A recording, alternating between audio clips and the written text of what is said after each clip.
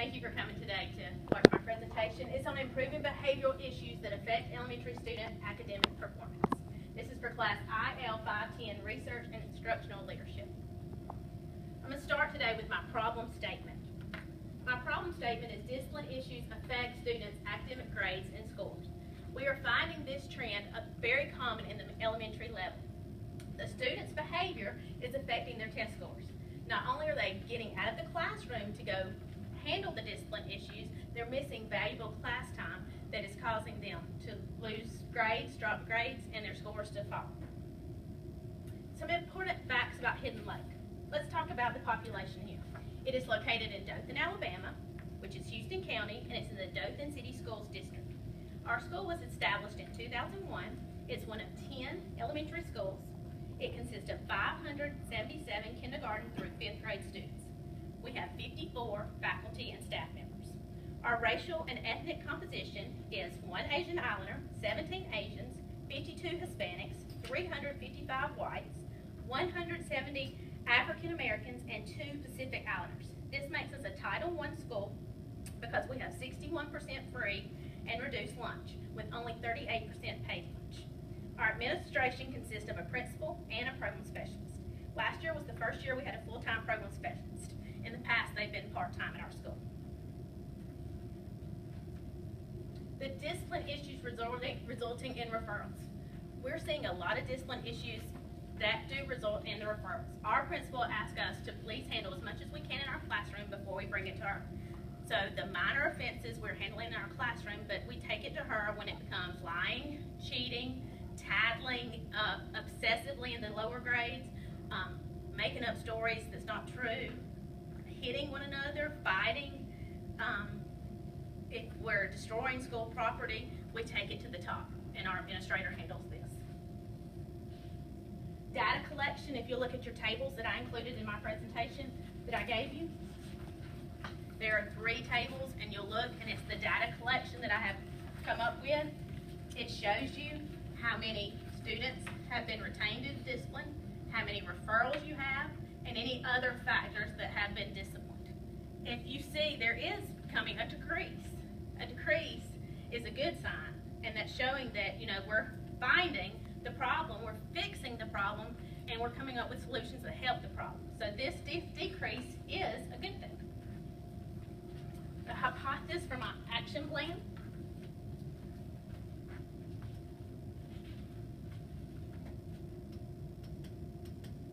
This worked earlier with Coach and myself. All right, so let's talk about the definitions. Discipline referrals. A discipline referral is a document that tracks behavior and how it's handled by an administrator. Retention, which is the next one, is holding back a student at a certain grade level due to lack of performance. Behavior issues. This is not minding, as I talked about earlier, being disrespectful, being defiant, lying, cheating, constant acting out, and any reason to receive a discipline referral that is agreed upon by the teacher and the principal. Succeeding, this is doing well and achieving goals.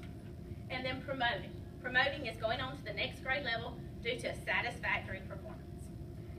The hypothesis I'm going to read to you since the technology didn't work.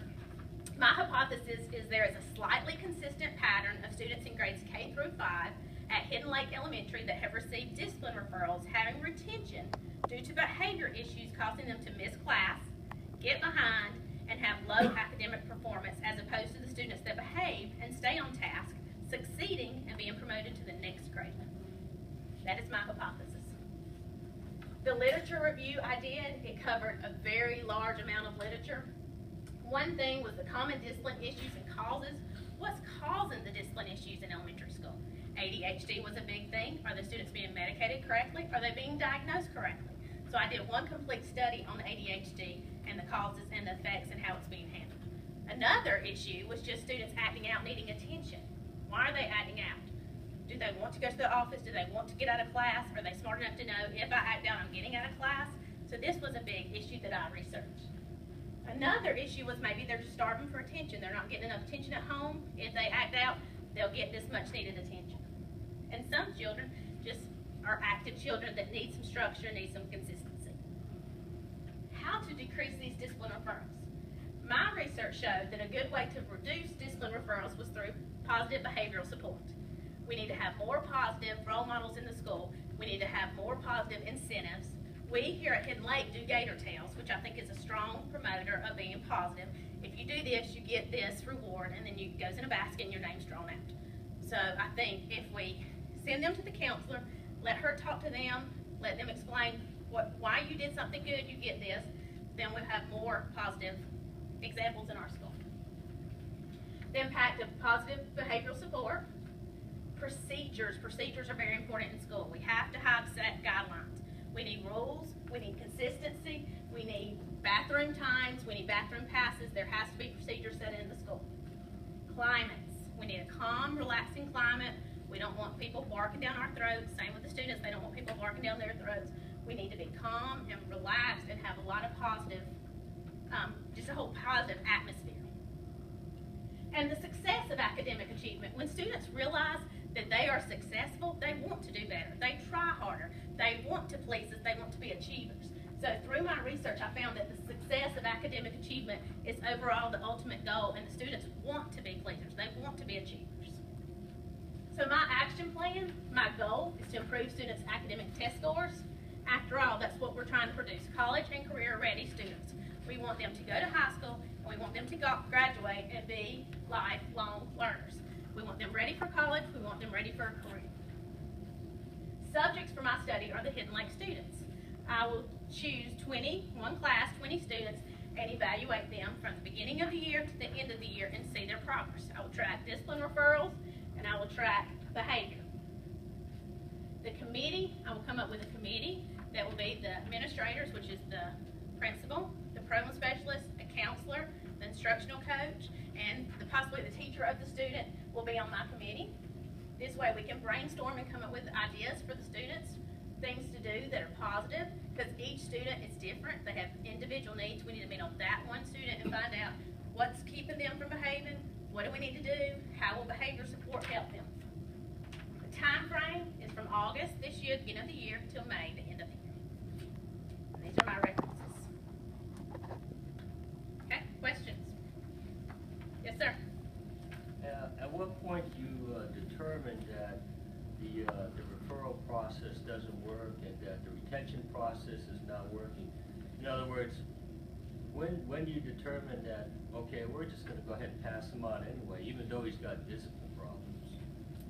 I think that discipline issues do cause misbehavior in classrooms, but I think that through my research that if they fall behind at elementary level, then they're going to be future dropouts. So I think we have to get with the parents, we have to get with the administration, and we have to find out what is the underlying cause. I don't think you can just keep bumping them on and promoting them without finding the underlying cause. I mean, they have to have passing grades to move on. So we've got to get them where they need to be to get them to go to the next grade level. Any more questions? Okay, thank y'all so much.